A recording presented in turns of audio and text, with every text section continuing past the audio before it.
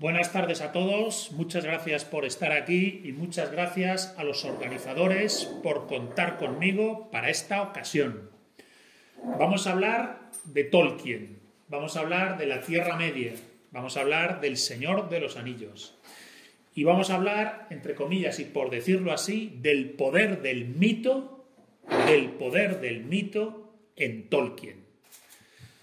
Para ello usaré como referencia este libro que publiqué hace unos años, El poder del mito, tiene este título Al hilo, del autor Joseph Campbell, un clásico estudioso del mundo del mito y la leyenda, y usaré en gran medida el libro como referencia para hablar del poder del mito en la Tierra Media. Mirad, lo primero, ¿qué es eso del poder del mito?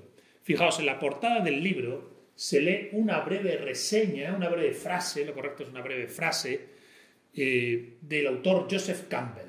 Dice así: los mitos son metáforas de la potencialidad espiritual del ser humano.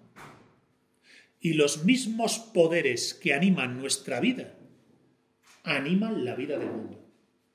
Fijaos qué bonito. Bien, esta frase para mí sintetiza qué significa eso del poder del mito. Entonces, en primer lugar, el mito y la leyenda es el lenguaje de la cosmovisión tradicional. No es el lenguaje del mundo moderno. No es el lenguaje en el que se expresa la civilización surgida a raíz de la Revolución Francesa. No.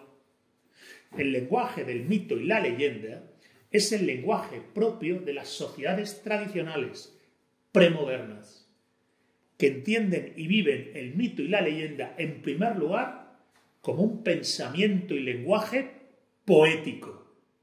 Un pensamiento y lenguaje poético. Es la poesía del mito y la leyenda. ¿Qué significa poesía del mito y la leyenda? El mito como lenguaje y pensamiento poético.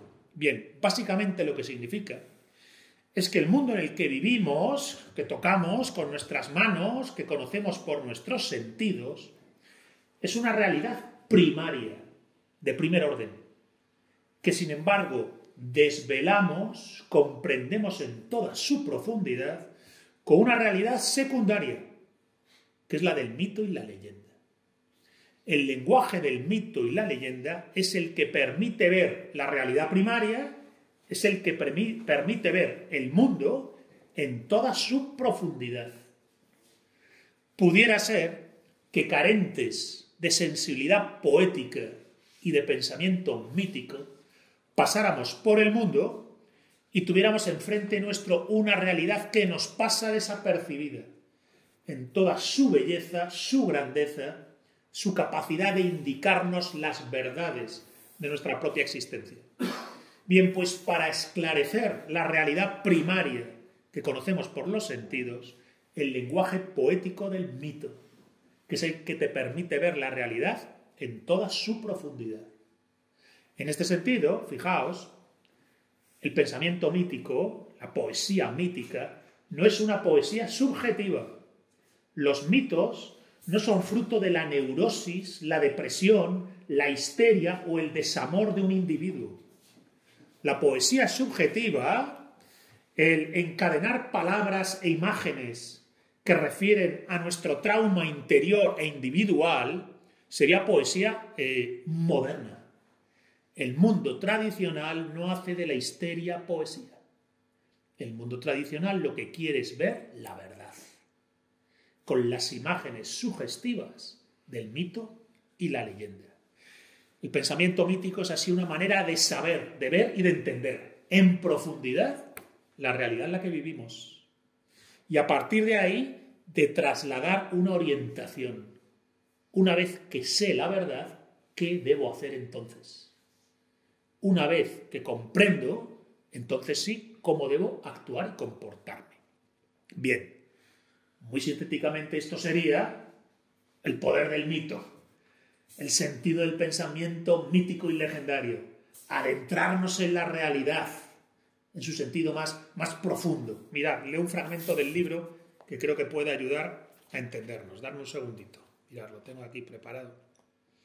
Dice así: Los mitos y leyendas no son cuentos para niños, no son meras fantasías caprichosas con las que distraer nuestro tiempo o entretener a los más pequeños. Los mitos y leyendas son el lenguaje del símbolo y el arquetipo, las enseñanzas de la alegoría en pos de las verdades de la vida. Verdades que por su propia condición espiritual no pueden conocerse en laboratorios o en fórmulas matemáticas, siendo entonces que el mundo de la tradición supo acercarse a ellas a través de mitos y leyendas. Mitos y leyendas que aún hoy pueden enseñarnos cosas sobre nosotros mismos y sobre nuestra propia existencia. Bien, pues esto es el mito en su sentido tradicional. El mundo tradicional se expresa a través del mito y la leyenda. A partir de aquí, Tolkien. Tolkien de formación profesional, profesionalmente. Como académico de Oxford, se dedica al estudio del mito y la leyenda. Es un experto en el cantar de Beowulf, un cantar de origen anglosajón, de origen escandinavo, una historia de héroes, batallas, ogros y dragones. Es un experto en literatura artúrica, sobre todo en el relato de Sir Gawain y el Caballero Verde. Es un estudioso del Kalevala, la literatura folclórico-férica, lo correcto sería decir férica, el relato férico de la tradición finlandesa, que es una preciosidad. Le reivindico el Kalevala si tenéis ocasión de leer ese maravilloso poema fantástico, legendario de Finlandia, es una preciosidad. Tolkien lo estudia con profusión, es un aficionado, apasionado de los cuentos de hadas, es un estudioso en general del ciclo mitológico legendario del ámbito celta y del ámbito germánico, y es desde ahí, desde esa formación, desde ese estudio del mundo tradicional, mítico, legendario, celto-germánico, artúrico, el Kalevala finlandés, los cuentos de hadas, es de ese ámbito que él se nutre en su alma para escribir La Tierra Media, El Señor de los Anillos, El Silmarillion. Todo ello a su vez entreverado de su profunda fe católica. Fijaos que dos fuentes. Una fe católica convencida, profundísima y perfectamente articulada, y a su vez un estudio de esa literatura tradicional, legendaria, vinculada a Sir Gawain, el Caballero Verde, o el cantar de Beowulf, el guerrero vikingo, ¿verdad? Bien, Tolkien escribe su obra desde el estudio y vivencia personal de dicha literatura mítico-legendaria. Estudio y vivencia personal que lo hace de una manera como profunda, objetiva. ¿Qué quiere decir con esto? Que su relación con este mito y la leyenda no es una mera elucubración de su mente, sino que en el mito y la leyenda, como está llamado a ocurrir con el mito y la leyenda, daría la impresión de que Tolkien, y entreveradamente lo dice en sus cartas, a través del mito y la leyenda, Tolkien tiene una experiencia de autorreconocimiento, redescubrimiento, conexión con la verdad y la luz que sostiene en profundidad todas las cosas. Fijaos lo que he dicho. La vivencia y estudio y vivencia de esa literatura tradicional, cantar de Beowulf, los cuentos de hadas, Sir Gawain, el Caballero Verde, suponen para Tolkien, por lo que se deduce de su obra y de lo que él cuenta en sus cartas, y lo que se conoce de su vida personal, suponen para él una experiencia de autorreconocimiento y redescubrimiento. Y también una suerte de conexión o experiencia de la luz y verdad que sostiene todas las cosas. Ahora, esta vivencia que él tiene, en su talento, en el don que entre comillas Dios le ha dado, se convierte ya, eso sí, en su literatura, en su obra. Es como si por un lado su personalidad articulada en la fe católica y por otro lado lo que ha recibido su alma del estudio de ese lenguaje mítico tradicional europeo se reformularan, se reelaboraran para él mismo crear un mundo completo, mítico, legendario, que es perfectamente coherente consigo mismo y con la cosmovisión tradicional, con lo que hemos llamado el poder del mito, la capacidad del mito de conducirte a las verdades de la vida. La obra de Tolkien, en este sentido, nosotros la entendemos encardinada en el paradigma de la cosmovisión tradicional. Hablamos literalmente de tradicionalismo tolkieniano.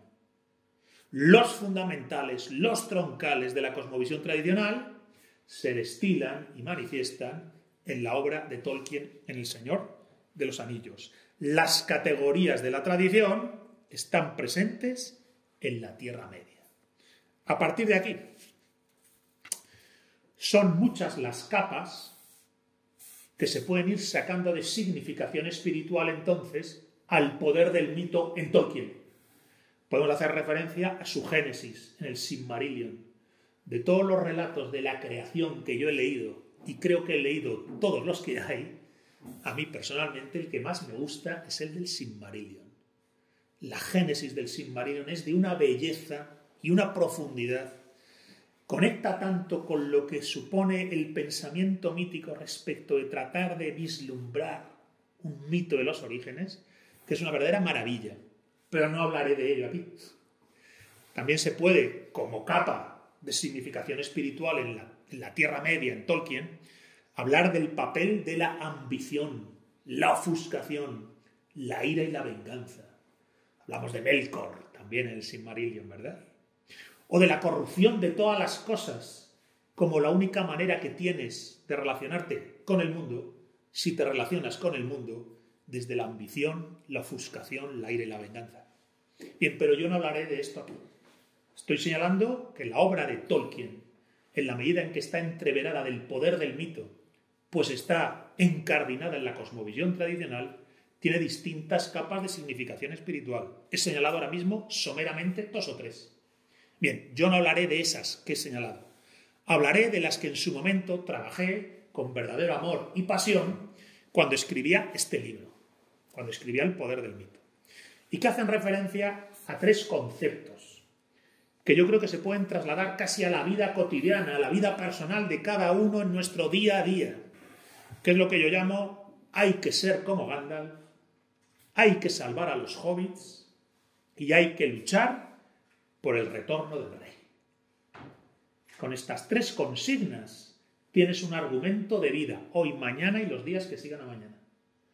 Puedes salir del nihilismo moderno, que plantea que la vida no tiene argumento, más allá de tu pequeña individualidad y el engorde o no engorde de tu pequeño feudo.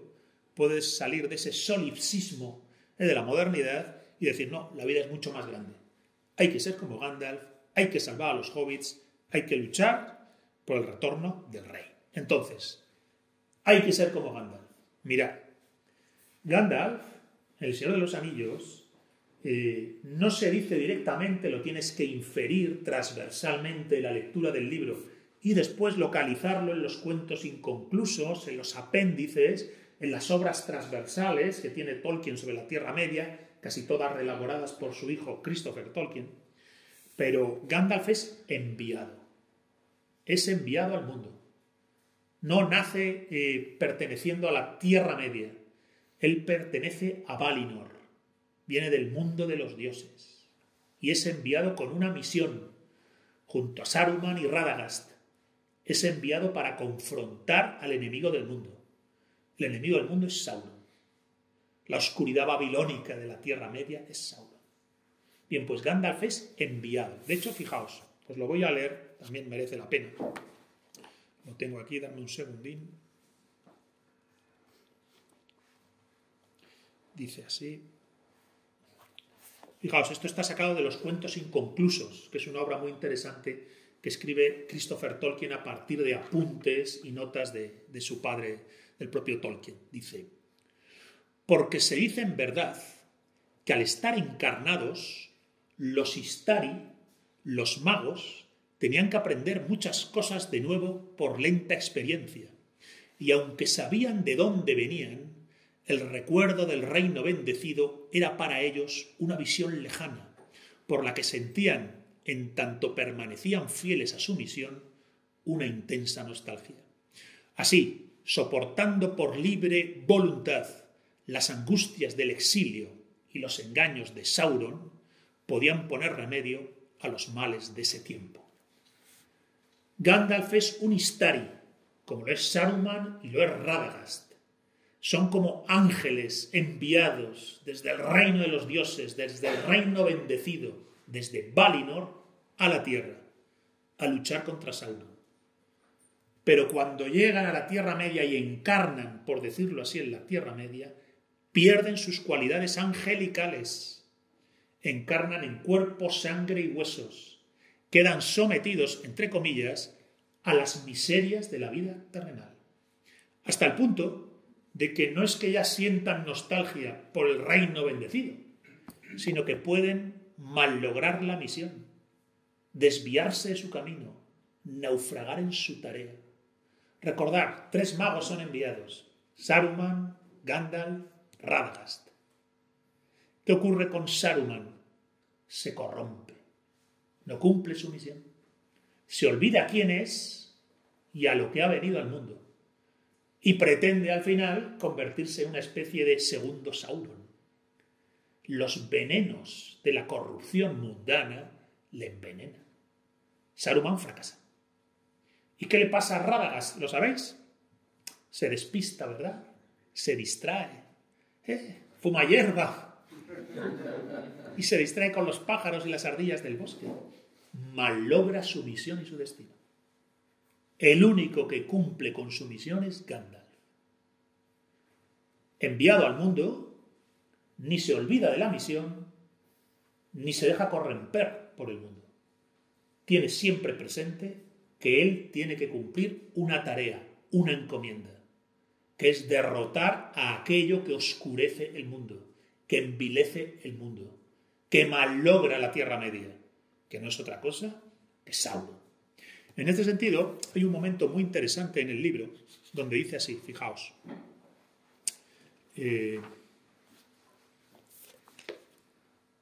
Gandalf es enviado y en principio, lo cuentan en los cuentos inconclusos, viene recogido como apunte, transversalmente aparece en El Señor de los Anillos.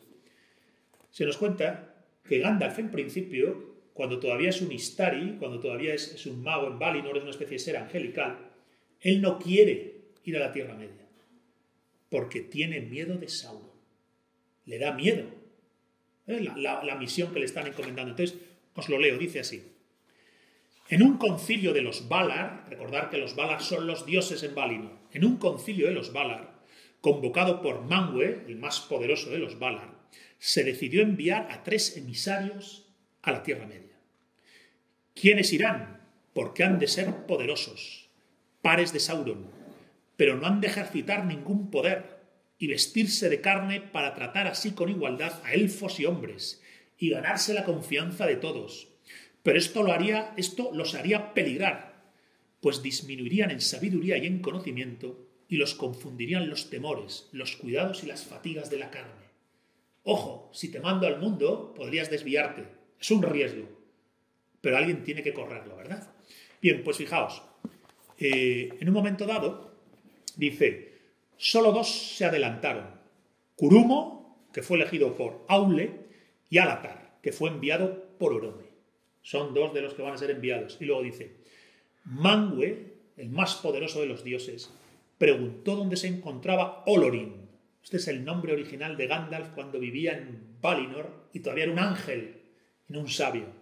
Dice, y Olorin, que estaba vestido de gris y recién llegado de un viaje, se había sentado en el extremo del concilio, preguntó que qué quería Manwë de él.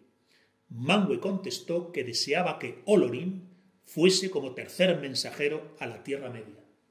Pero Olorin se declaró demasiado débil para la misión y afirmó que temía a Sauron. Entonces Manwë dijo que esa era la razón, justamente, por la que debía ir. Olorin, futuro Gandalf, no quiere ir. Le da miedo la misión. Tiene miedo de Sauron y entonces el más grande y sabio de los dioses le dice, precisamente por eso, porque tienes miedo, tendrás que ir. Porque el que va con ese miedo quizás sea el más prudente, el más sabio, el que sepa templar mejor su relación con la Tierra Media y con las miserias del mundo. De hecho, dijo, ya esto lo escribo ya así, digo, aun a pesar de su temor inicial a enfrentarse a Sauron, Gandalf habrá sabido convertir su miedo en acicate para trabajar precisamente de manera más vigilante, firme, despierta, consciente, prudente, tenaz, decidida y redenta. Todo lo que sus pares Saruman y Radagast no supieron hacer. Y es que la nobleza de alma puede dar sus mejores frutos precisamente allá donde se encuentran sus temores, pues el afrontar estos es lo que nos lleva a hacer nuestras las verdaderas virtudes del espíritu. En este sentido, hay que ser como Gandalf, enviados a la vida y al mundo con una tarea, encarnados en cuerpo, sangre y carne y las miserias y bajezas de la vida mundana y terrenal. Quizás con temor en el alma profundo a tener esta experiencia y sin embargo decididos a tenerla, con un ánimo más vigilante, firme, despierto, consciente, prudente, tenaz, decidido y redento. Enviados a la vida terrenal con todas sus dificultades, con todas las dificultades que esto implica, pero nunca olvidar que estamos dotados de una esencia divina, que es nuestro verdadero ser y nuestro origen y destino, y que estamos llamados a despertar y recordar y ponernos manos a la obra. No hay vida sin misión, no hay vida sin tarea, no hay vida sin cruzada, más aún en los tiempos que corren, contra dicha oscuridad babilónica de Sauron. No cejar en la misión encomendada y perseguirla sin desfallecer y sin dudar, sin despistarnos como Radagast ni corrompernos como Saruman, sin embobarnos embelesados con un deleite o pasión y perdernos enamorados lejos del rumbo que debíamos seguir, ni dejarnos corromper por los poderes y bajezas de ese mismo mundo. No olvidar ni subestimar los riesgos de la vida encarnada y vivir efectivamente vigilantes, atentos, despiertos, conscientes, decididos, esforzados en el cultivo de la sabiduría y la virtud y entregados, sin rendirnos, a la misión encomendada. Cuando digo hay que ser como Gandalf, estoy diciendo que no hay vida sin misión y sin tarea. Y que no hay misión y tarea que no tenga un significado espiritual, que no tenga que ver con doblegar algo que oscurece el mundo. Y que, encarnados, podemos despistarnos, podemos incluso corrompernos. Bien, pues hay que ser como Gandalf, ni se despista ni se corrompe, atento, vigilante, consciente y presente, siempre recuerda su misión, siempre recuerda dónde viene y siempre sabe lo que tiene que hacer. No se desvía, no se despista, no se corrompe. Hay que ser como Gandalf. Pero hay más, fijaos. Digo aquí, de todos los errores que comete Sauron en la Guerra del Anillo, quizás el más importante de todos, ¿cuál es? Haber menospreciado a los hobbits. Mirad, he dicho, hay que ser como Gandalf.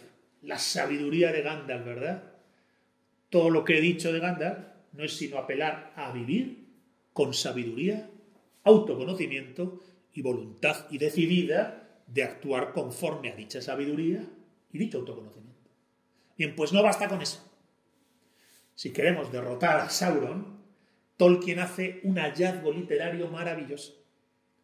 Y es que si lo pensáis bien, Gandalf y Aragorn son figuras arquetípicas que ya habíamos visto en el pensamiento mítico, en la literatura tradicional, el mago Merlín y el rey Arturo, ¿verdad? El sabio y el rey, el valor del héroe, la sabiduría del mago. Bien, lo que introduce Tolkien en su obra, y que para mí es un verdadero hallazgo literario, es que para derrotar a ese mal que es Sauron, que a través de su anillo engorda el ego, la egoidad, el yo fenomenológico, el vínculo que establecemos con nuestro mero yo fenomenológico y su psiquismo. Quiero, no quiero, me gusta, no me gusta, me apetece, no me apetece. Bien, el anillo de Sauron engorda eso. Sauron es en sí mismo eso. Bien, pues el antagonista de dicha egoidad, en realidad de dicha bajeza, son los humildes y pequeños hobbits. Fijaos, Sauron corrompe enanos, corrompe hombres, forja anillos para los elfos, pero se olvida de los hobbits. En el tablero que él diseña para conquistar la Tierra Media, no incluye una estrategia. para corromper o hacerse con los hobbits. Les desprecia desde el principio, por ser pequeños, humildes, sencillos, y pues es en la pequeñez, humildad, sencillez de los hobbits donde reside su fortaleza y su cordura. Hasta el punto de que al final el antagonista de Sauron son dos humildes, pequeños y jóvenes hobbits que se llaman Frodo y Sam, que son capaces de cruzar la Tierra Media y el horror de Mordor para tirar el anillo en la grieta del destino. Entonces, yo siempre subrayo que no solo bastará con ser como Gandalf, sino que tenemos que saber encontrar dentro de nosotros mismos la alegría y sencillez de la actitud del hobbit. Fijaos, yo digo aquí en el libro, los sencillos, pequeños, insignificantes hobbits resulta que tienen un papel fundamental en la guerra del Anillo Único, algo que Sauron era incapaz de imaginar. Cabe pensar en una soberbia tan demoníaca por parte de Sauron que frente a los humildes hobbits solo contempla desprecio, siendo entonces que su arrogancia le impide ver cómo, detrás de esa sencillez de los hobbits, se esconde una fuente de fortaleza, bondad y cordura que sí que supo ver Gandalf y que los acaba por convertir en una pieza fundamental de la lucha contra Sauron.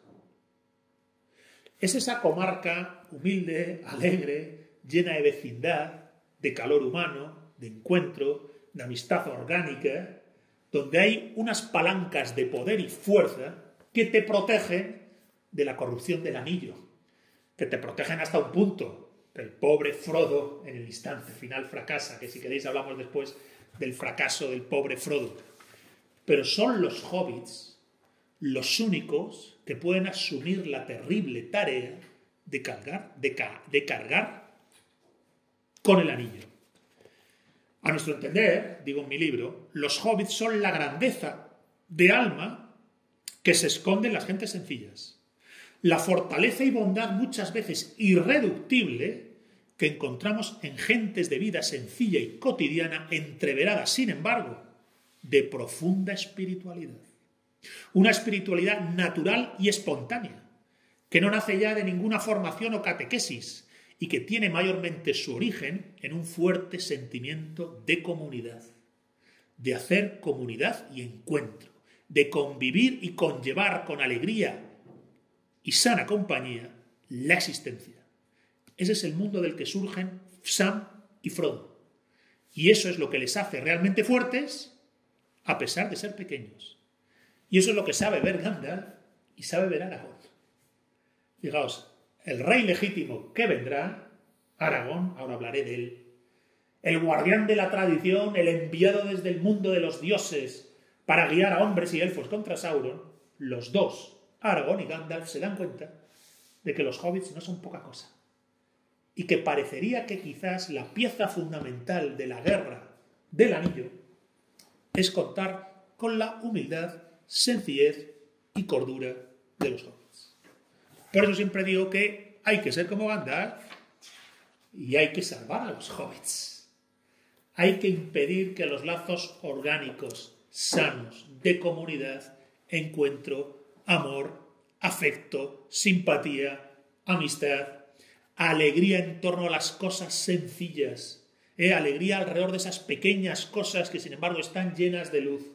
Todo eso pone los pies en el suelo, todo eso baja los humos, todo eso te permite saber mucho mejor quién eres y reírte de ti mismo. Y con todo eso generas anticuerpos frente a la oscuridad babilónica de Sauron, frente, entre comillas, a la enfermedad del anillo. He dicho, la enfermedad del anillo es una sobredimensión, engorde desordenado, una apendicitis cancerígena de la egoidad, del vínculo que hacemos con nuestro yo fenomenológico, con nuestro mero psiquismo. Bien, pues frente a eso, la cordura y sencillez de los hobbits. Ahora, fijaos, el sabio Gandalf, el héroe Aragorn y los hobbits. Bien, hablemos ahora entonces de Aragorn. Porque el héroe es Aragorn. es el valor, la espada, el coraje, el guerrero. Pero es algo más. En la obra del Señor de los Anillos, igual que Gandalf es el ángel encarnado, que asume la encarnación hasta el final, igual que los hobbits es el espíritu de comunidad, la cordura y la sencillez de las cosas pequeñas llenas de luz y de fuerza, el guerrero sin tacha, el caballero leal y veraz, es el rey que vendrá. Es el rey legítimo que ha de volver. Mirad, El Señor de los Anillos tiene un tema apasionante, una trama apasionante, y es que por un lado está el discurrir de la aventura del anillo de Frodo y Sam, y por otro lado está el argumento político, restaurar el reino perdido. El reino perdido de Gondor, donde ya no hay un rey al frente, sino un senescal, donde el linaje se perdió y la espada se partió. El rey sin espada, la tierra sin rey. Esto es una imagen muy propia de la Edad Media europea, de las leyendas del Grial, a la espera del rey legítimo que volverá y que durante años vive como un vagabundo. Recordar Trancos, cuando conoce al que será Frodo, es un montaraz. Los montaraces parecen vagabundos, parece que van por la vida sin rumbo, y son los guardianes del linaje del rey legítimo, del reino que debe ser restaurado. Esto es una idea muy propia del mundo tradicional. Frente al desorden del mundo, frente al mundo caotizado, fragmentado, atomizado, enfrentado, el principio supremo que galvaniza, une, ordena, jerarquiza, que reencuentra a los distintos pueblos alrededor de un mismo principio que encarna dicha corona sagrada, que se restaura con el regreso de Aragorn a Gondor y la derrota de Sauron. Entonces, creo que hay que tener presente que El Señor de los Anillos tiene un argumento político que resuena con el mundo tradicional, incluso me atrevería a decir con las imágenes más paradigmáticas de la Edad Media europea. El retorno del rey. El rey que volverá para restaurar el orden perdido. De hecho, mirad, lo leo un momentito. Dice así. El argumento político de la Tierra Media es el reino de Gondor. Más aún, es que el reino de Gondor no ha muerto, aunque no se sepa dónde está su heredero. El regnum, este es un concepto ya cristiano, el regnum, que como encomienda fue dado a los hombres por parte de los dioses para su realización en el mundo. Regnum que sigue en marcha y sigue vivo, aun a pesar de haber caído y haber perdido a su rey.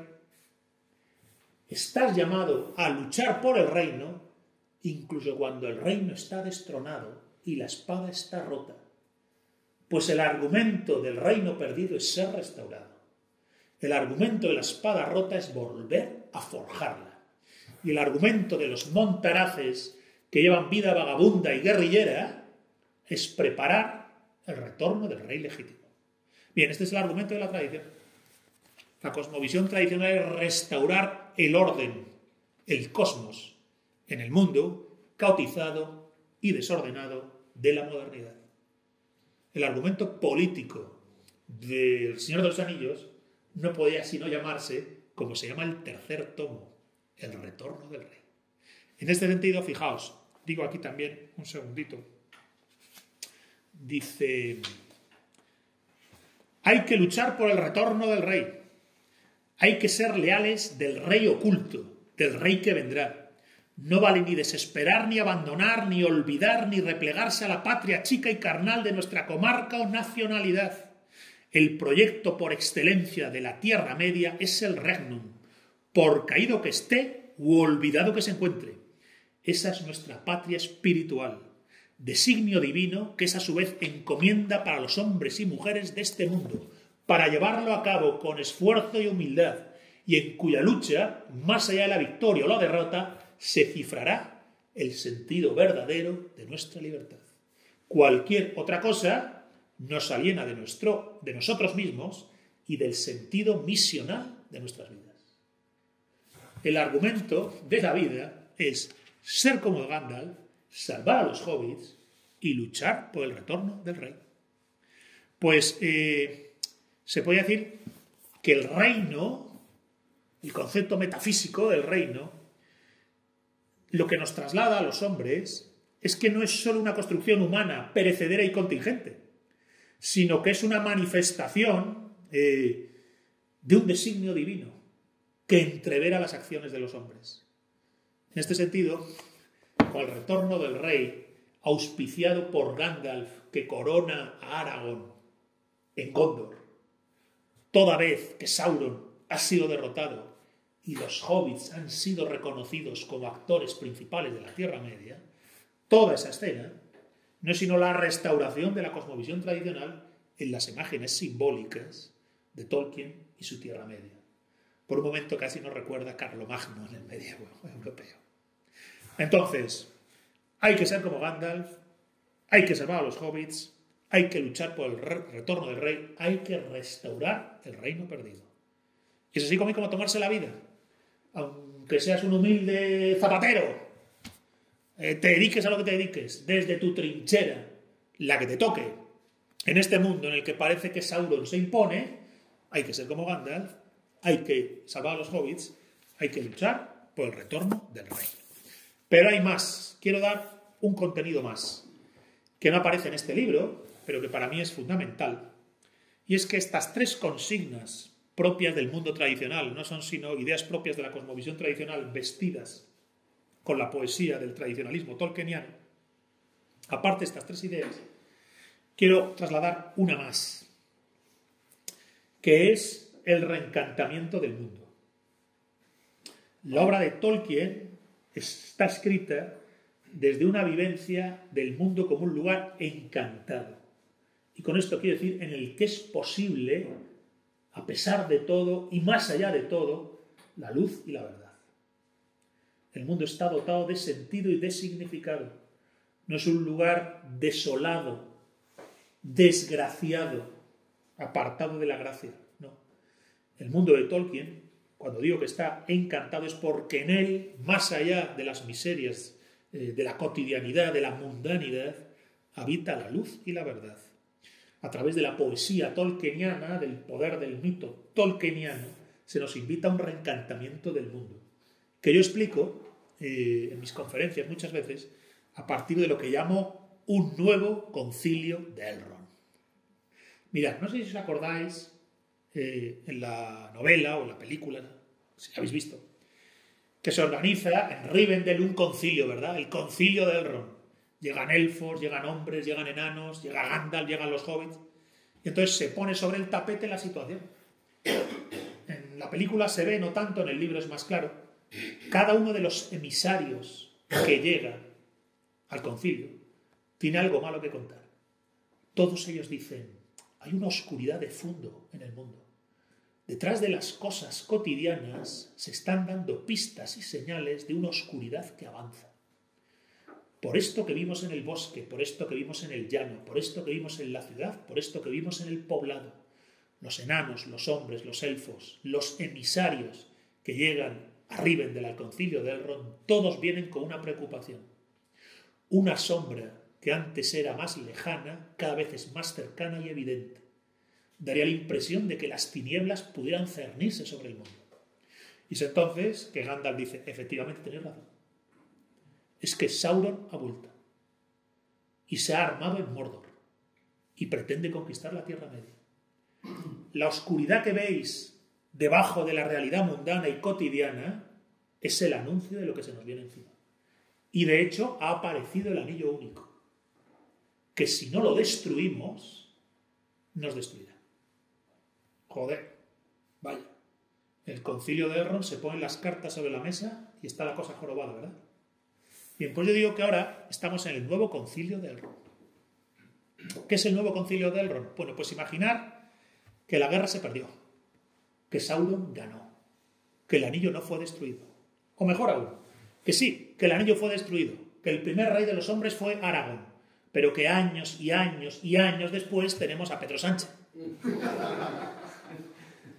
Y que por tanto, bueno, pues nos hemos olvidado de la tradición. Y entonces nos reunimos en el concilio de Elrond. Nos convocan en Rivendell.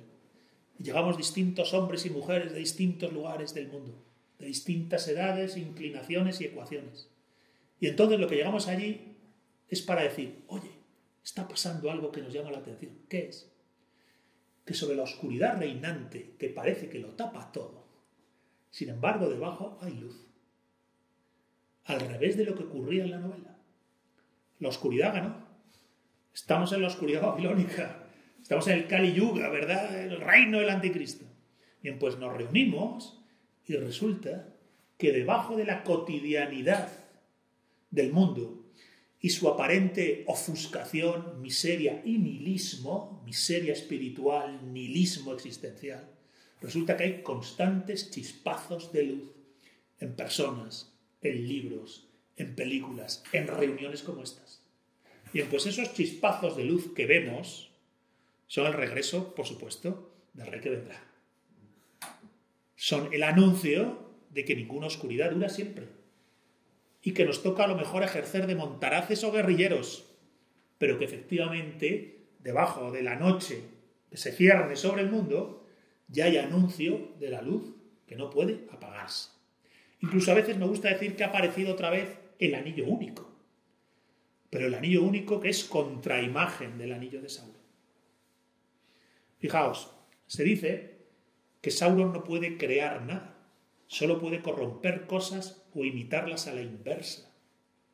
De algún modo daría la impresión de que su anillo único, que engorda el ego y corrompe a las personas y que dice dentro del anillo atarlos a todos a las tinieblas, no sería sino la contraimagen del anillo verdadero, del anillo supremo, que no es oscuridad, sino que es luz, y que no engorda el ego, sino que te libera de él, y que dentro del anillo no pone atarlos en las tinieblas, sino que pone la consigna evangélica, la verdad os hará libres. Muchas gracias a todos.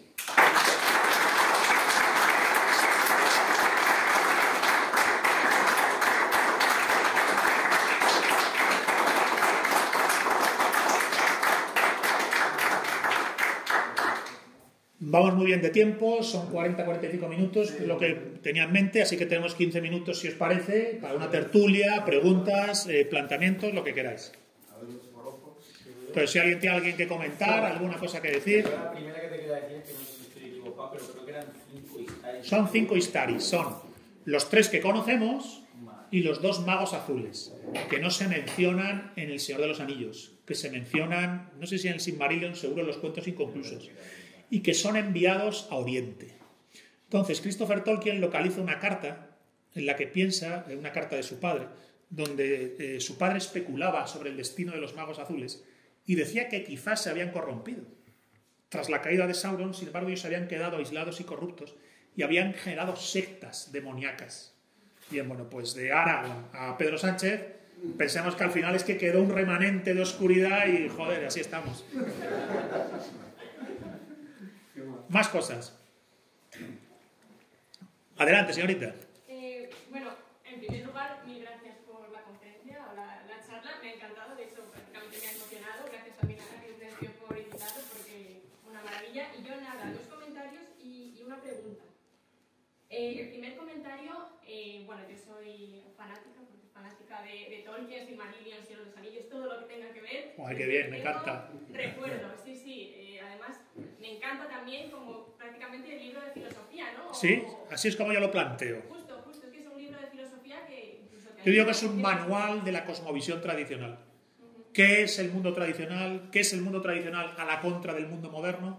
Si conectas con los arquetipos del Señor de los Anillos, eso es el mundo de la tradición. Justo, pues, en fin, me gusta mucho eso. También me gusta mucho el mito artúrico, la leyenda artúrica. Y es cierto que había realizado yo ciertas conexiones entre uno y otro, pero me has abierto los ojos de cierta manera a que realmente hay una conexión patente. De hecho, también se dice de Rey Arturo, ¿no? Que es el rey que fue y el rey que será. Claro, que volverá al final de los tiempos de nuevo, exacto. Cuanto más se necesite, pues bien, volverá. Es cierto que también es algo así lo que pasa con Aragorn y con su linaje. Fue y volvió a ser. El segundo comentario es en relación a los hobbits, lo que señala sobre la bondad de estos pequeños hobbits está realmente la verdadera herramienta para luchar contra el mal. Y creo que Gandalf lo dice de manera muy sabia cuando dice aquello de los actos sencillos de amor son los que mantienen el mal alejado. Exacto. Que es una frase además preciosa, es una frase que prácticamente te ayuda a realmente encontrar la felicidad en las cosas pequeñas y es casi un lema de vida, ¿no? Al menos para mí, de cierta manera, lo es. Y la pregunta es, a ver si podrías elaborar un poco más sobre aquello que has dicho sobre el fracaso de Frodo. Porque es cierto que llegas al final del libro, ya casi estás tú también cansada físicamente después de todo lo que ha ocurrido, ¿no? Y lees que al final Frodo también es tentado. Entonces yo tengo mis propias ideas sobre, en fin, pues también ahí está la grandeza del Hobbit, ¿no? Que no es impoluto, no es incorruptible, él también es corruptible, se puede corromper. Hombre, es terrenal, es mundano. Justo. Entonces no sé si tienes alguna A ver, idea. yo lo trato en un canal, yo participo de un canal que se llama Releyendo a Tolkien, donde todos los meses, junto a otros montaraces, leemos un capítulo del Señor de los Anillos y lo comentamos. Releyendo a Tolkien con Gonzalo Rodríguez, lo vais a localizar. Entonces tenemos un capítulo donde hablamos de eso, porque es un momento de especial intensidad. Es decir, Frodo y Sam han pasado las de Caín, llega a la grieta del destino, y Frodo, que lo lleva advirtiendo ya varios capítulos, hay un momento en que le dice, creo recordar a Sam, ya me tiene, le dice a Sam, como diciendo, Sauron ya me tiene. En el último momento, dice, ya no lo tiro, el anillo es mío, y se lo pone. Entonces, era de esperar. Frodo es alguien dotado de especial condición hobbit. Es alguien dotado de especial sencillez, humildad, amor, cordura. Todo eso le ha protegido durante largas y largas semanas. Pero al final se ha roto. Al final se ha roto. Porque es que lo que lleva en su pecho es como la concentración de lo demoníaco. Si lo demoníaco es esa confusión de creer, soy esto que quiero, esto que me gusta, esto que me apetece, este es mi centro, eso se condensa en Sauron y su anillo. Entonces, por mucha cordura y sencillez que tenga, al final fracasa. Y tanto fracasa que se produce entonces la gran paradoja del Señor de los Anillos, que para mí es una maravilla, y es que se pone el anillo y en ese momento que parece que todo está perdido, interviene la providencia.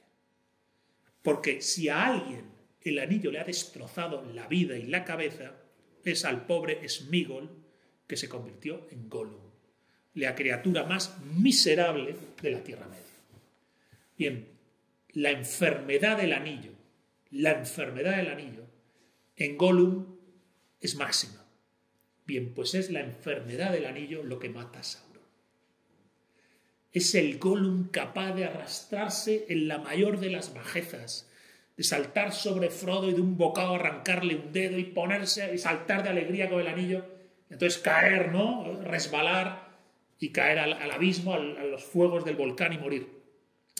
Es la enfermedad del anillo lo que mata a Sauron. Y de algún modo tiene una especie de justicia poética. Podríamos decirle a Sauron, ¿qué esperabas? Si llegas a crear una monstruosidad como el anillo, ¿qué esperabas que ocurriese a largo plazo? Sino que esa monstruosidad te destruyera. ¿O es que hay alguna monstruosidad que no sea autodestructiva? Entonces, Frodo fracasa porque pasa un verdadero calvario y en el último instante se derrumba. Pero su condición hobbit le ha permitido llegar hasta allí. De hecho, es su condición hobbit la que no solo le permite llegar hasta allí, sino la que también le salva a Sam. Recordar que Sam, por un breve periodo de tiempo, lleva el anillo. Y que en la novela hay un momento en que mientras lo lleva, dice, joder, algún día se acordarán de mí, seré Sam el valiente, Sam el guerrero, se cantarán sagas sobre mí. Empieza el tío a venirse arriba. Y de repente para y dice, pero si yo solo quiero volver con Rosita, que me tiene loco, irme al Dragón Verde a tomarme unas pintas de cerveza negra con los amigos y cuidar el jardín y el huerto, si yo sé quién soy. Es decir, los hobbits saben quiénes son. En la sencillez de las pequeñas cosas saben quiénes son y eso le protege a Sam. Claro, le protege porque lleva el anillo poco tiempo. Si tuviera que haberlo llevado todas las semanas que lo lleva Frodo, pues igual también fracasa, ¿verdad? Pero yo entiendo que Frodo fracasa. De hecho, fracasa porque tiene una vieja herida, ¿verdad? ¿Os acordáis de cuando le pinchan los espectros del anillo, ¿no? En la cima de los vientos. Pero yo interpreto que él tiene una herida más gorda, y es que el anillo le pudo.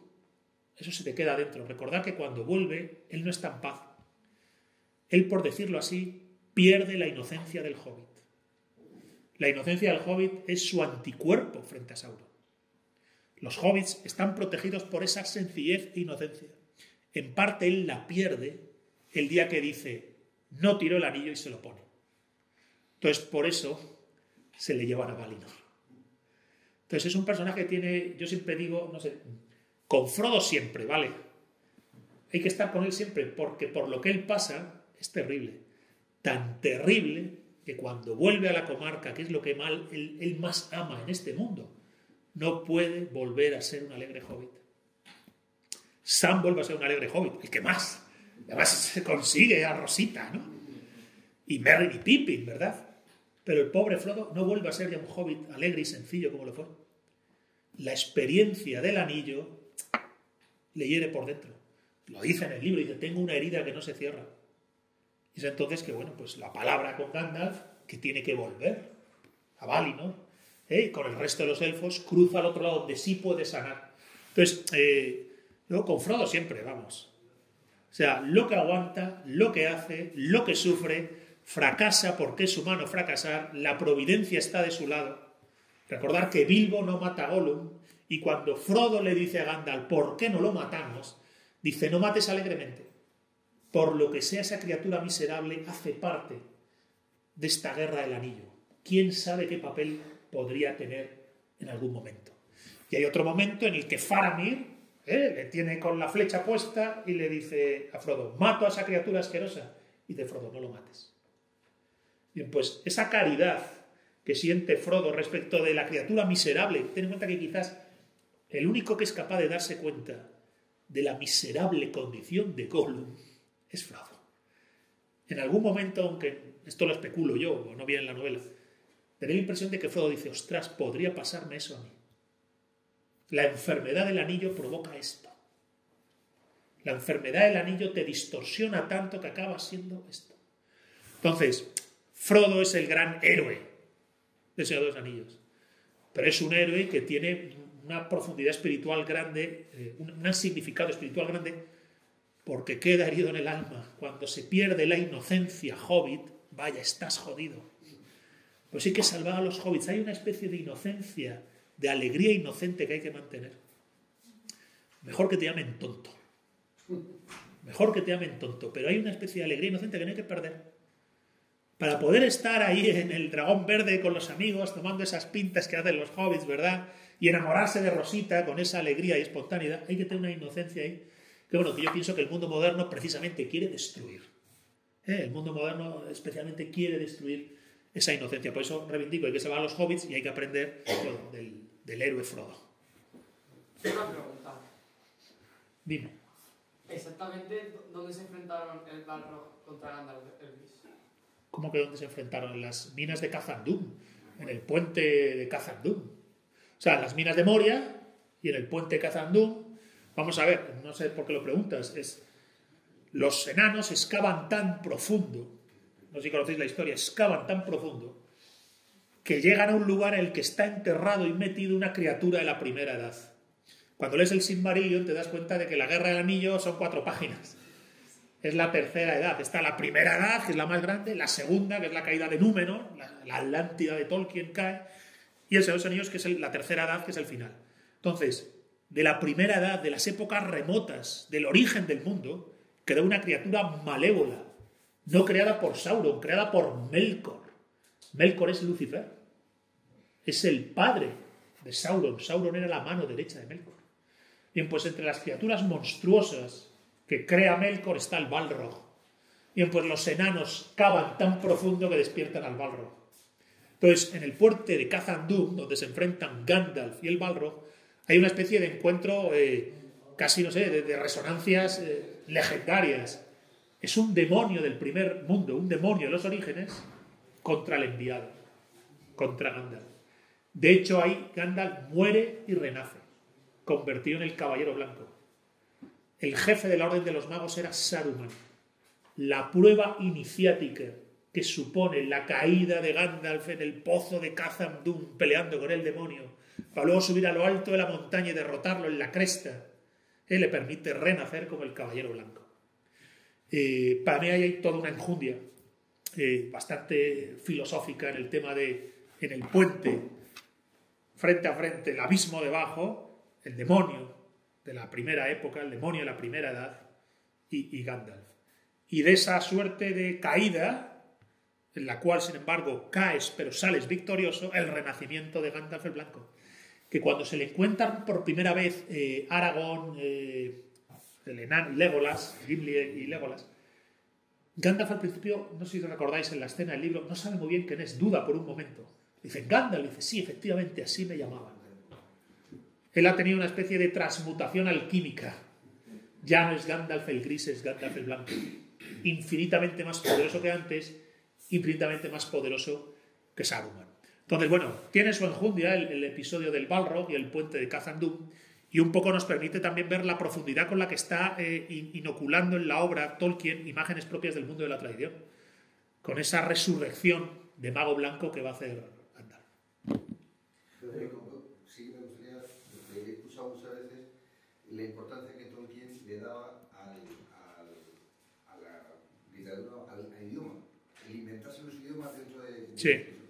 Pero no he visto, claro, ver la traducción, lees en castellano, ¿qué importancia tiene para Tolkien fabricar hasta el propio idioma de los elfos, de los... Bueno, él es filólogo, él estudia las lenguas, él estudia el gaélico, el finlandés, él se inventa una lengua. Y a partir de la lengua se inventa unos seres para esa lengua. Y su mente imagina, cuando es joven y está en las trincheras de la Primera Guerra Mundial, imagina a los elfos que hablarán esa lengua. Y entonces, a partir de que él imagina una lengua hermosa, con una etimología preciosa, cargada de significados espirituales respecto del mundo natural, las estrellas, la noche, el sol, los árboles, imagina los seres que hablan esa lengua. E imaginados los seres, imagina su mundo. Sí, el comienzo está en el lenguaje. Y al imaginar ese mundo, él ya introduce el bagaje del cual él bebe y le inspira. La tradición folclórica europea celto-germánica. Entonces, a partir de ahí ya, los primeros apuntes que él toma, que son el Silmarillion, cuando es muy joven, él va creando el mundo. Piensa que la génesis de la obra de Tolkien, la obra literaria, deriva del Silmarillion. El primer libro que él escribe es el Silmarillion. Y lo que ocurre es que él quiere escribir un cuento para sus hijos y dice, en un agujero vivía un hobbit. Entonces, cuando él va desarrollando esa historia, él va ubicando esa historia en el mundo que él ha soñado en su juventud. Y conforme la historia se va desplegando, le van surgiendo arquetipos tradicionales. Hasta el punto de que cuando ya escribe El Señor de los Anillos, ¡ostras!, le aparece el rey legítimo. El rey de las leyendas medievales, el rey sin espada, la tierra sin rey, pero se forja la espada, recordar la espada rota en Rivendell, se forja y se le reentrega a Aragorn para marchar a las puertas negras de Mordor, en la batalla final donde tienen que despistar a Sauron para que Sam y Frodo puedan llegar a salvo a la grieta del destino. Ahí se juegan el todo por el todo. Cuando Aragorn dice, vamos directamente a la puerta negra, hagamos algo que parezca suicida, que Sauron no lo entienda y venga por nosotros. Es la única oportunidad que tenemos de que los dos humildes hobbits, si es que siguen vivos, puedan llegar andando hasta la grieta del destino. Y en Aragorn se comporta como un líder guerrero, como el verdadero rey que está llamado a ser, ¿verdad? Entonces, que me he perdido ya, me he ido hasta el rey.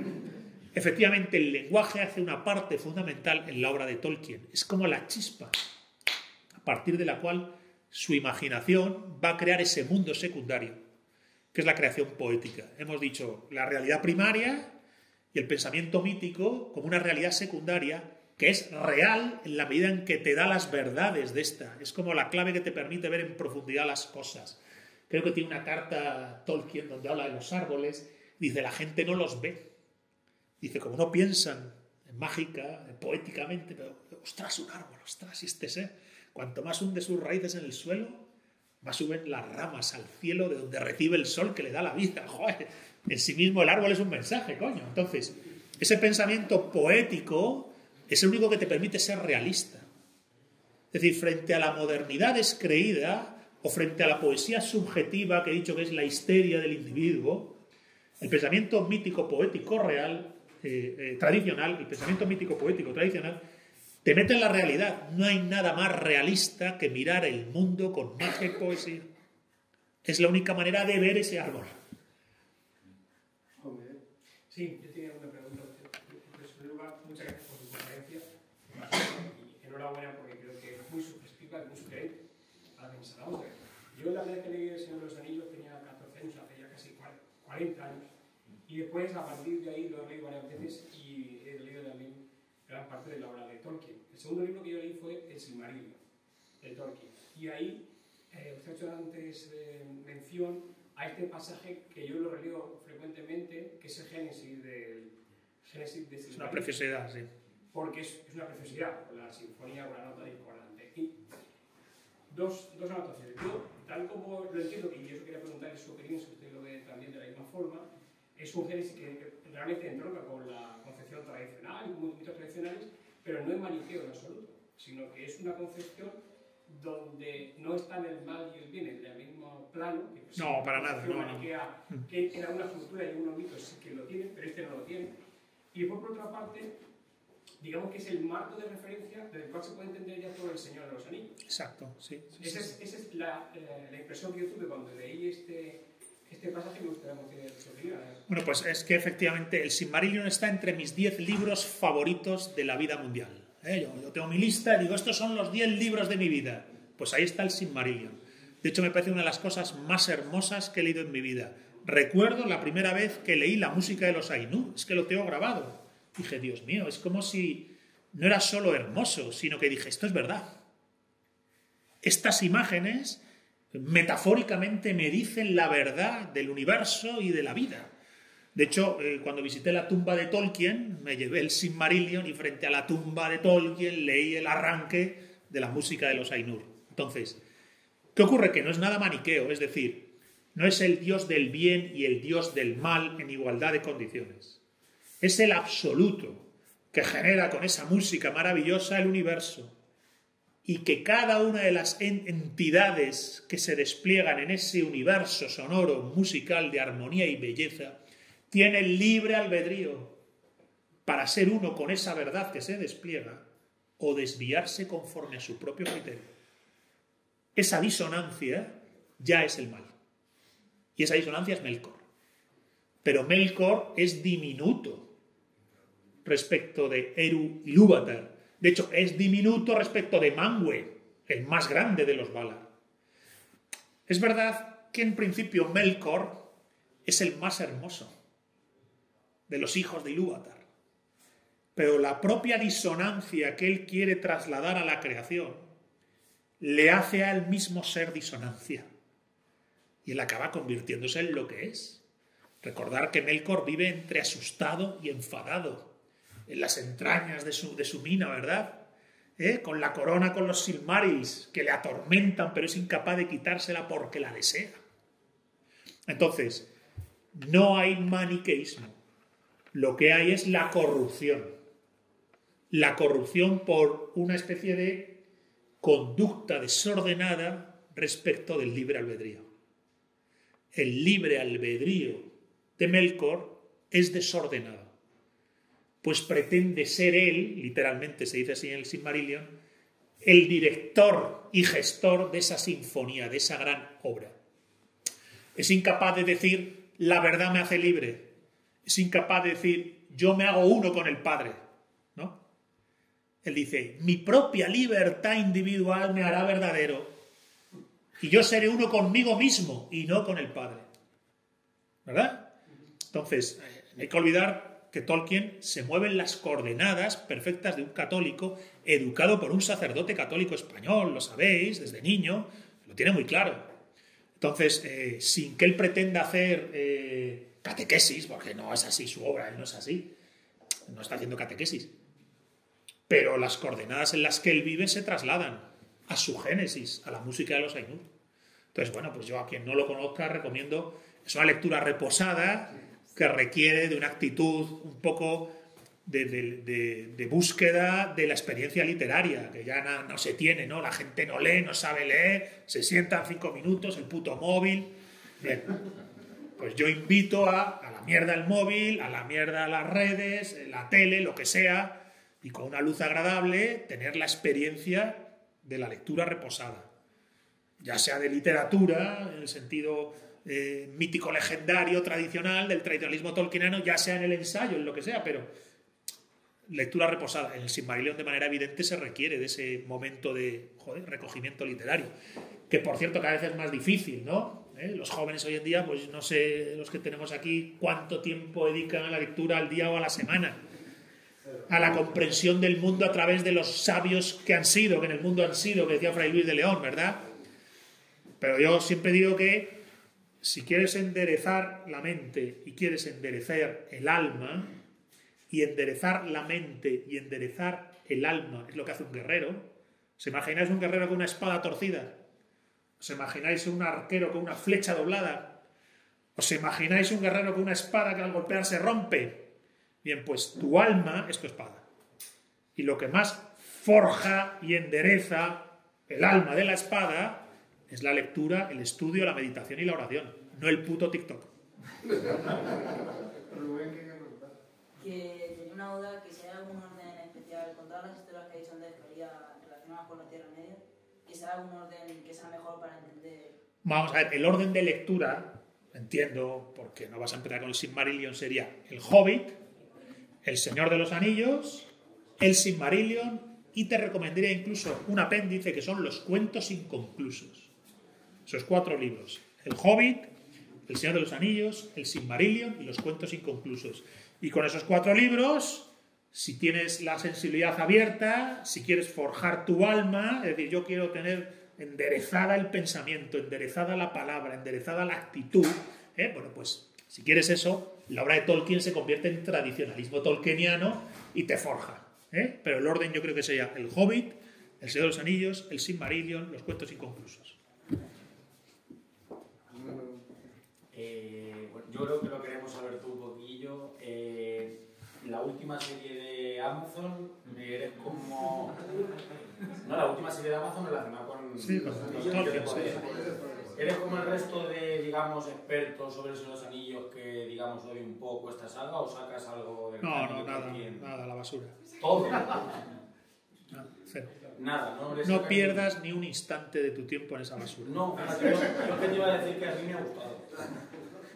Sí, mira, bueno, lo puedes ver desde un lado desde otro. Vamos a ver, gustar te puede gustar lo que sea. Sí, eso digo. Si gustar te puede gustar lo que sea, yo que sé. La basura yo lo veo un poco, no sé. Pero yo lo he tirado a la basura. Porque además no pretende ser leal al espíritu de la obra. Es decir, deliberadamente no pretende ser leal al espíritu de la obra, sino que pretende, cogiendo los elementos de la obra, construir una narración que por un lado sea distraída, sea un producto de consumo audiovisual, y por otro lado sea una sutil vía para colarte su propaganda. Y esto es lo que no hay que consentir. A mí no me van a colar propaganda postmoderna. No creo en la deconstrucción, no creo que haya que deconstruir la Tierra Media, ni deconstruir a Galadriel, ni leches. Ni al hombre, ni a la mujer, ni la madre que lo parió. Entonces, como no tenemos mucho tiempo, a ti ahora te sobra tiempo y energía. A mí no. A ti te sobra tiempo y energía, a mí no. Entonces yo no puedo echar mi tiempo y mi energía en eso. Bastante lo pierdo con el puto teléfono, el trabajo, el coche, entonces no. Si tengo un ratito y lo voy a dedicar a algo audiovisual, es decir, si voy a hacer narrativas, si voy a disfrutar del storytelling audiovisual, no lo voy a echar en eso. No. Me pongo El Padrino, bueno, pues no tiene que ver con estos temas, pero digo, joder, una gran película, ¿verdad? Algo así, pero no, Anillos de Poder, no. Revisitas el Silmarillion, coges cuentos inconclusos. Hay que tener disciplina. Bueno, yo lo veo... Pero bueno, si te ha gustado, ya cada cual, yo qué sé. Que considerarlo basura yo lo veo un poco drástico, ¿no? Drástico total. Vamos a ver, no pasa nada. Si te gusta, no voy a decir nada. Yo soy drástico total. No estamos ya para hacer componendas con lo avanzada que está la disolución en nuestro tiempo. Yo tengo una visión muy crítica de los tiempos que corren. Es una época de putrefacción, decadencia y degeneración. Bueno, hay de todo, yo pienso, ¿no? Hay de todo. Hemos dicho que estamos en el nuevo concilio de Elrond y que hay chispas de luz detrás de todas partes. Pero el tono general de las cosas a mí me parece una basura. Entonces yo estoy cruzado con ello. Cruzado quiere decir que me he comprometido a la cruzada contra ello. Entonces yo digo, bueno, pues mira, de todas las cosas que podían hacer sobre el Señor de los Anillos, estos señores de Amazon han hecho propaganda. Pero propaganda no sé con qué... Propaganda significa que con la excusa de contarte una historia de entertainment basada en el Señor de los Anillos, te están colando una plantilla ideológica. Una plantilla ideológica que yo no solo no comparto, sino que encima estoy convencido de que es subversiva. Porque podemos no compartir un montón de cosas, joder, no pasa nada. No tengo por qué estar de acuerdo con todo el mundo en todo. Pero una cosa es que yo no comparta tu punto de vista o tus ideas de cómo hay que hacer las cosas, y otra cosa es que me quieras colar ideas que considero que en sí mismas son subversivas, contrarias al orden, contrarias al dharma, se dice en la India, adármicas. Bueno, pues yo no estoy ahí.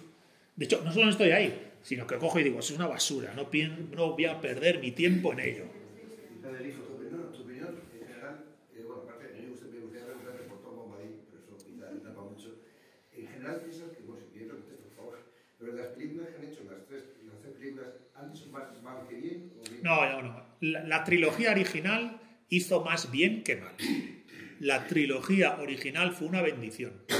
En este nuevo concilio de Elrond, donde a pesar de la oscuridad babilónica se ven chispas de luz, esas películas funcionaron como chispas de luz, porque movieron a mucha gente a leer El Señor de los Anillos, porque movieron a mucha gente no a leerlo, pero a interiorizar intuitivamente, inconscientemente, las categorías tradicionales, los significados espirituales del Señor de los Anillos.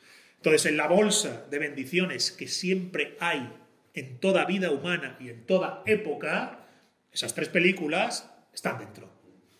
Ahora, eso no significa que toda vez hayan tenido ese éxito y haya surgido un business próspero alrededor de esa narrativa audiovisual basada en la Tierra Media, andando el tiempo, Amazon te haya hecho una serie pues trufada de propaganda, trufada de ideología, con entreverado un mensaje del feminismo posmoderno a través de la pobre Galadriel. Dejarla en paz de Dios, por favor. Ha sido un fracaso. Hombre, ha sido un fracaso, en parte yo creo, no ya porque sea aburrida o no aburrida, guste o no guste, sino porque creo que ha habido una parte de los aficionados de verdad a Tolkien que en cuanto le han visto las orejas al lobo han dicho, anda ya, me voy a tragar ahora esto. Entonces yo creo que va por ahí. Pero vamos, sí, las tres películas originales de Peter Jackson son películas, es decir, el formato es el que es, no es literatura, es cine. Entonces el formato es el que es. Bien, pues dentro de ese formato, el resultado yo creo que es muy valioso. Una frase de lo de Tom Bombadil. Sí, es que... Vamos a ver, Tom Bombadil es el gran misterio del Señor de los Anillos. El propio Tolkien no quiere resolverlo. Entonces hay 50.000 hipótesis. Porque claro, Tom Bombadil es el único personaje que el anillo no puede nada sobre él, no tiene efecto sobre él. De hecho, se lo pone y no se vuelve invisible. Entonces, si el anillo es un engordador del ego y todo ser encarnado, todo ser en cuerpo y sangre, todo ser en la Tierra Media puede tener ese mínimo de yo fenomenológico, aunque sea operatorio en el mundo, ¿verdad? Para operar en el mundo. ¿Qué le pasa a Tom Bombadil que está tan liberado, está como Buda, está en budeidad, ¿verdad? Es como un Buda, entonces se pone el anillo y no le hace efecto. ¿Quién es ese Tom Bombadil que en ese estado de budeidad el anillo no le puede? Bien, pues no lo sabemos. No lo sabemos. Entonces, hay quien dice que puede ser un guiño al mismísimo Eru Ilúvatar, presente en su mundo. Además, fijaos que Tom Bombadil no solo es inmune a la enfermedad del anillo, sino que él es siempre alegre, jolgorioso y poderoso. Es capaz de espantar con una palabra a los espectros de los túmulos. ¿Os acordáis, no? Los espectros de los túmulos, Tom Bombadil los espanta de un chispazo. Entonces, Tom Bombadil acaba siendo un cierto misterio que da más encanto a la novela. Hay quien dice que Tolkien, cuando empezó a escribir El Señor de los Anillos, no sabía exactamente qué es lo que iba a pasar. ni siquiera él sabía exactamente qué era ese anillo. Sabía que era peligroso, sabía que podía ser maldito. Pero hay quien dice que él no había pergeñado, no había descubierto literariamente, ostras, que era el anillo único de Sauron. Entonces, cuando escribió ese tramo de la novela, él todavía no sabía lo que iba a pasar. Y luego ya desplegó el relato y dijo, ostras, ahora acabo con este. Pero yo creo que es especulación. Forma parte de la belleza y el encanto del Señor de los Anillos. Claro, la película no lo sacan porque rompe completamente la posibilidad de entender el relato, ¿no? Pero a mí me encanta Tom Bombadil. Tiene una alegría y contento espontáneo. Ananda se dice en la India. No tiene ananda, tiene contento natural. Nada le afecta, nada le puede. Al mismo tiempo es poderoso sobre el mundo y al mismo tiempo, claro, está liberado de su pequeño yo. Se pone el anillo, juega con él, ¿sabes? Se le pasa de una mano a otra y no le hace ningún efecto. Entonces, bueno, pues no lo sé. ¿Alguna pregunta más? ¿Alguna cosa más? A ver, ¿quién de los presentes ha leído El Señor de los Anillos? Levante la mano, por favor. O sea, de los jóvenes, solo este caballero. No soy tan joven. De los demás, ninguno. No habéis Una leído. pregunta, ¿quién después de esta charla Se va a leer, pues, Se levanta. yo lo leo otra vez. Nada, pues. En abril, vaya ya. Bueno, vamos a ver. Yo creo que si leer siempre requiere de una cierta musculación de la inteligencia, ¿no? Y de la atención, requiere de una cierta musculatura del entendimiento. A los jóvenes de hoy en día os están, no sé cómo decir, raquitizando vuestro músculo intelectual.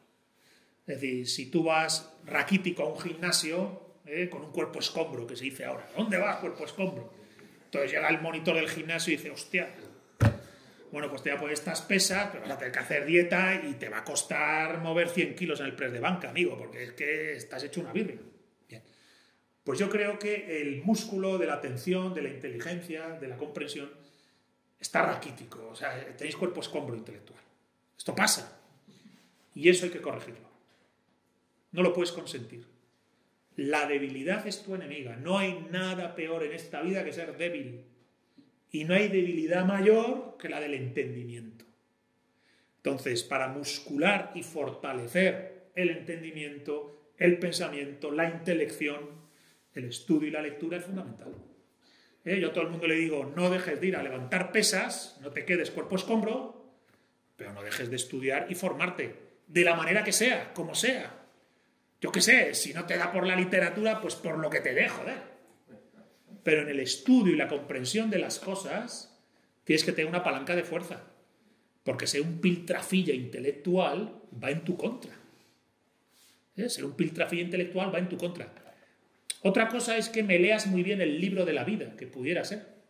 De esas personas que no tienen formación ni estudio, pero tienen una vida como de pirata, de aventura, que le han pasado tantas cosas y ha pasado por tantas cosas, o su vida ha sido una experiencia tan intensa, que parece que él mismo es protagonista de una novela como El Señor de los Anillos, en cuyo caso su propia experiencia y lectura biográfica le dan a lo mejor esa enjundia. Pero como todavía a lo mejor no estáis ahí, yo os invitaría a la lectura. Recordad que Alejandro Magno estaba fascinado con la Ilíada, ¿no? con las historias de Homero. Bien, como diciendo, ostras, a mí esta literatura épica me inspira. Y claro, Alejandro Magno lía la que lía. ¿No? Lía la que lía. Entonces yo os invitaría a no dejar de muscular entendimiento, conciencia y atención. Nadie se arrepiente de tener una mente despierta y fuerte. Nadie. Y casi todo el mundo se arrepiente, pasados los años, de haber tenido una mente dormida, apagada o a medio trabajar. Envuelta todavía en el papel ese de regalo con pompas, ¿no? No has estrenado el entendimiento, ahí lo tienes apagado. No, ponte con ello.